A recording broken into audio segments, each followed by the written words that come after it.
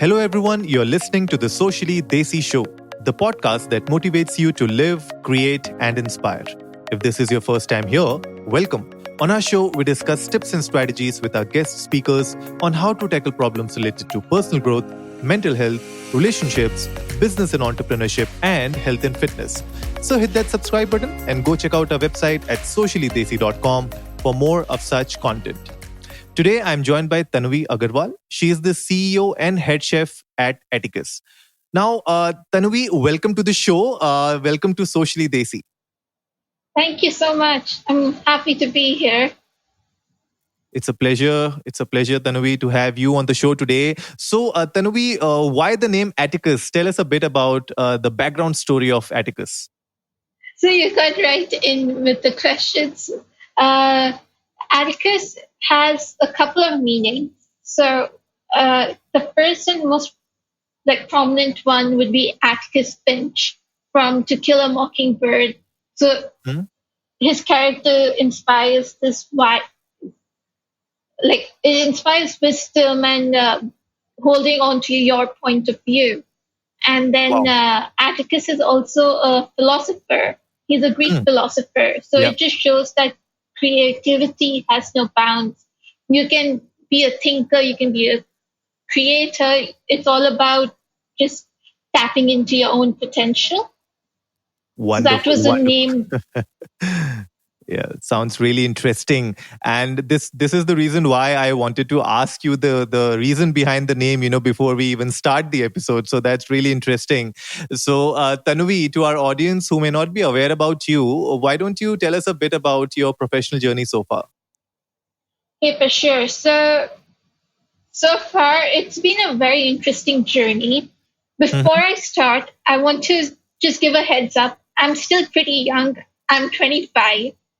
And post-graduating from Culinary Arts Academy in Switzerland, I went directly to a 3 Michelin star restaurant in San Francisco. So I've worked at 3 restaurants so far. Restaurant Gina in Switzerland, Le Cirque in New Delhi, and a 3 Michelin in San Francisco under the name of Atelier Cren. Atelier Cren was under the Best Female Chef 2016 Dominique Cren. So that was an experience in itself. And now I'm running my own business under the name of Atticus, as you all know. Wonderful. I mean, 25, huh? So quarter life crisis, how are you handling that? That's an interesting question. But yeah, I think I had a mini meltdown on my birthday going like, oh my God. Now I'm just like, okay, so I'm doing this. I'm also in sales and marketing, and I'm also doing other gigs. So I'm pretty excited with where life is taking me. Interesting. And if I have to go back a bit, you spoke about your journey, your education, and then working in 3 restaurants across the globe, right? Before that, if I have to just, go back a bit, what was the inspiration behind foraying into, a bespoke dining experience with Atticus? So I guess there are 2 main reasons. One was while I was studying in Switzerland, while I was at Culinary Arts Academy, the kind of food culture and in general, the experiences we were exposed to was a lot different to what I was used to. So in India, as you know, the food culture is very restrictive. And I was just exposed to this world where anything and everything was applicable. And that was again followed in the US. So my entire concept started with trying to bring that idea to India. And before I started my own restaurant, I wanted to just understand the market because I've not lived in Delhi for more than, now it would be 6 years. So for me, it was a full market study as well. Right. And what led you to this, and starting it in Delhi? Like, why not Bombay or any other part of the country? Why Delhi? Parents. That's the only answer I can give you. My family is based here, so. But tell me something. This brings me to a very interesting question, which is like, as an Indian kid, right? was this something like, being a chef, was this something part of the plan, or this happened, you fell in love after, or there was some incident that happened that made you fall in love with this art? So, like, everyone finds this really funny. I Hmm? actually was like at the verge of declaring nuclear physics as my major, and Oh, I okay. shifted last minute to culinary. So it was passion versus another passion, and culinary Wow. won this war, like in Wow. like junior to senior year of high school. Hmm. So Interesting, interesting. So nuclear physics and culinary arts. Wow. I mean, two separate dimensions, right? yeah, But really interesting. I mean, but what was that? What was that? That last nail in the coffin, so to say, right? Which made you do that transition? I think it was the fact that, however narcissistic it may sound, it was the fact that I get like this intense pleasure when I'm cooking, Okay, and it's at one time I can be who I am to the fullest, and like you just feel, how do I explain it? It's like when an artist finally finds their muse. I agree. I So completely for agree. me, my muse was the food and like farming and just seeing things come together. Interesting. Yeah, I completely agree with that. Sometimes it's just that the kick that you get out of doing something that you're really passionate about, that kick is something which helps you to take that leap of faith. And in your case, it was the pleasure of cooking. The love for cooking, the enjoyment that you get after you cook, or while you're cooking. So I mean, I can totally relate to that. That happens to me as well. When I'm behind the mic, I'm doing my podcasts, I'm recording something, I'm doing making content. I think that is something that really gives me a kick out of whatever I'm doing, and that's why it's my career as well. So completely agree with that. Moving on, Tanuvee, let's talk a bit about Atticus and the kind of, because you are into bespoke fine dining, right? Uh, Yes. so how is that? Let's say, I mean, on a basic level, everybody knows what a catering business is and what a restaurant is. But if you have to like really speak about the way you took a decision of a traditional restaurant versus a fine dining catering brand, so what was that decision, and how did you take that decision? So the model answer which I usually give is the, I wanted to like explore the region. The Hmm. truthful answer is that I was doing a market study because I do want Okay. to like open my own restaurants and go into that entire field because that's what I've been trained for over the years. So my Right. entire education was on culinary arts and culinary entrepreneurship. Mhm. So I want to make use of that as well.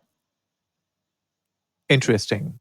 Interesting. And of course, the family was here in Delhi, so it started off in Delhi. Any any plans to expand beyond Delhi? As of now, no, seeing how the pandemic's going, but hopefully once things settle down, I think Bombay and Calcutta are in the plans right now. Interesting. Yeah, Kolkata. I think the kind of dishes you have in Kolkata. Oh, I mean, I really love the food there. So it'll be interesting to see you guys doing something in Kolkata as well. So best of luck for that. And you spoke about the pandemic. So let's talk a bit about the challenges, because I think a lot of I mean, not a lot, I think almost the entire F&B space was hit hard during the last couple of years, so to say. What were the major challenges that you faced as a business during the initial phase last year? And then again, this year we had the second wave which came in. What were the challenges that you faced? Last year, I guess, was actually much better for us because those few months which we were shut. But then Yeah. once we reopened, it was crazy. Like I needed to hire more people because we were just going we were ransacked by orders. Right. This year, Okay. however, it's taken a slightly, people are a lot more scared. So, we did face a lot more issues in actually like having to work more on our branding or work more on like selling and upselling as much as we could. And again, like this is something which we were taught how to handle. So that was something which was really good that I already had an idea on how to structure it through my university. But did the university like? I'm just like curious to know the kind of strategies that you learned, and maybe you can share a couple of them with our audience today as well. What sort of strategies should they adopt in their current business in order to manage it during these testing times? I think first and foremost, just be adaptable. You cannot be very rigid with your views, which majority of us are. With each and every day which passes by, we are changing our model. You can't be stuck to one. And secondly, be smart about it. Don't go with your gut feeling. Conduct a market survey just to understand what the market is moving towards. Like right now, things, at least in Delhi, things are opening up and people are wanting to meet each other again. So again, we are seeing a positive growth, but we are also expecting a third wave. And that scare is still looming. So start prepping beforehand. Have your What sort of contingency prep? plans. Yeah. So, what sort of contingency plan or preparations should young entrepreneurs do? Like, if you can share a few examples, I think that will help our audience today. So one thing I always tell everyone, like who I meet, is have a plan A, plan B, plan C, but most importantly, work on your branding. So even if you are going through a dull period, that branding, like once you have a brand value, that's what helps you get through because people trust you as a brand. So they will order from you or they will support you. Right, right. I completely agree with that. And what sort of things have you done in the last few months in order to make sure that your brand is always visible and it has its own value online as well as offline? I think, like with Atticus, we've gone through a complete revamp and we are still going through that process. So Mhm. we've started, like, we're restructuring our entire marketing and branding approach. Okay. And now it's more COVID related. So we are focusing more on, like, during peak COVID, we were doing COVID meals. And we were one of those few people who were doing like gourmet COVID meals so you could gift it to your family member who was down. So that's something we started. And then we also started with these health salad boxes and just a lot more ideas, which were around the idea of the pandemic, but still staying true to what we do. So that's one thing where we were focusing on, and now we are focusing on again bringing in that whole fine dining culture. So if you go through our Instagram or our Facebook, it's all about fine dining and chef's table and just experiencing a gourmet meal. Yeah, interesting. I think one of the key takeaways here for our audience is to ensure that you are evolving your business model as the time comes and keep experimenting and look out for, like Tanuvee said, do these market research, do your surveys and understand your customer better. And as per the situation and what the situation demands of you and your business, try to bring in these different, offerings into your arsenal so that you can cater to your audience even though you're not there physically with them. So like she said, you can bring in those gourmet meals which are specifically for COVID patients, or it can be for people who are at home, they don't want to go out. So how can you enhance their experience while they are not in touch with you, through virtual engagements, through your Instagram, through your Facebook? I think really good strategies, Tanvi. Thank you so much for these. And I'm sure our audience would have gained a lot good insights out of this segment. Moving on, I'm sure you must have experienced a lot of failures also in the last 1 year or so. And I'm sure these experiences, these failures must have taught you a few things, made you a better version of yourself. Can you share a few of them with our audience today so that they can also learn from your experiences? I think failure wise, the first one I would state would be the first time I got a negative review. I did not know how to handle it. And I Okay. still today, I was just like, was it a failure or not? But I did not react the best towards it. Mm-hmm. So it's about how to overcome negative feedback in a positive manner. Okay. So Mm-hmm. that's something I learned over time. That's more of a personal failure to improvement. And if you see it business wise, one of the first few failures I actually faced was the fact that, like I mentioned, I hadn't lived in Delhi for over 6 years. So when I Right. did come back, I had no idea about the palate of people. So I thought Okay. everyone had the same palate as me. Mm-hmm. Everyone likes less salt or less spice, which is not true. So Yeah. that was a huge, and it took me really long to Mm-hmm. actually understand that and Okay. adapt to it. So initially, I did face a lot of criticism over the fact that I did not understand the Indian palate. So again, a learning that comes from that is know your market before you jump head in. Because now it took me a year to overcome that image of being considered like the Okay. food is very well presented but bland.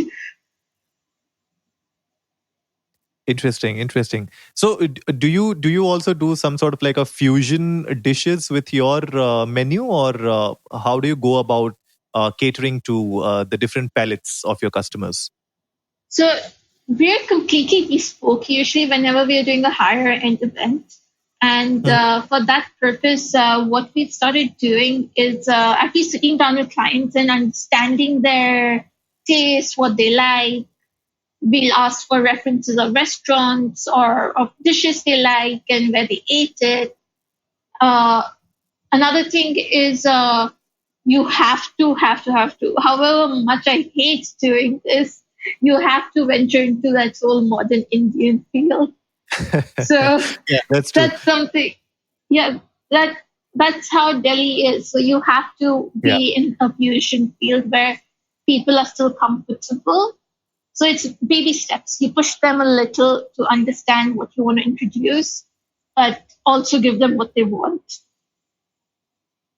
Yeah, I completely agree. I mean, you have to adapt as per your customers. And when you say bespoke, then of course, at the end of the day, it is something that the customer really wants to customize for themselves, right? And of course, they would look forward to your expertise, your taste, and your style of cooking, your style of flavors.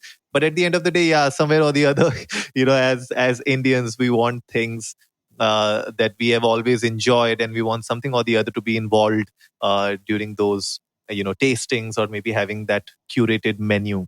So really enjoyed it. And I was in fact looking at the menu on your website also. I was looking at the chef's table menu. I was going through So it, really loved. Yeah, I really loved few of the dishes which I really wanted to try. So maybe someday I'll get in touch and I'll get to try some of your favorite cuisines. What is your favorite cuisine, by the way?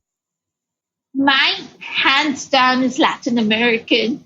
Like, Okay. you give me Peruvian or Chilean or Brazilian food, and I'll be the happiest person there is. And I Wow. know it's a very different answer. And then Mhm. after that, I really like Central American, so Mexican food in specific. Okay. Okay. So, Uh, And yeah. which dish would you recommend to me if I have to try? Of the ones that you really love. Okay, so I would actually say mole nero or the mother mole from Okay. Mexico. Okay. It's from the Oaxaca region, and it's just it's so complex. It is so complex. It just blows your mind away. So that's one thing which I would Hmm. suggest.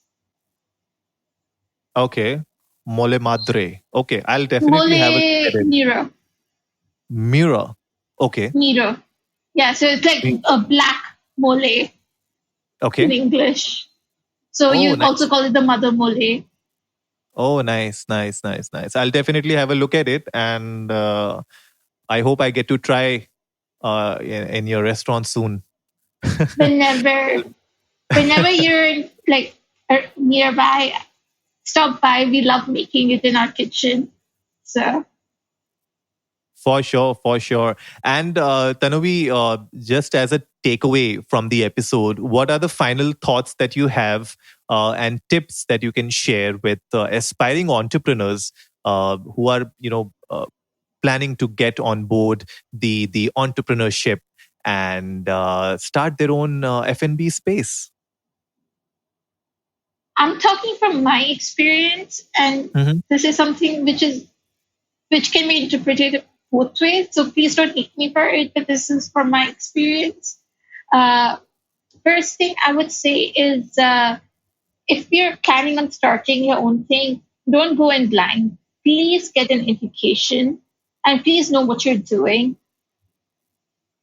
I did that. I went to a culinary university. I went to Culinary Arts Academy. I took in that extra effort, and it's actually helped me a lot now looking back, from something as simple as food journalism, food photography, to like being able to talk about food. That's what they taught me.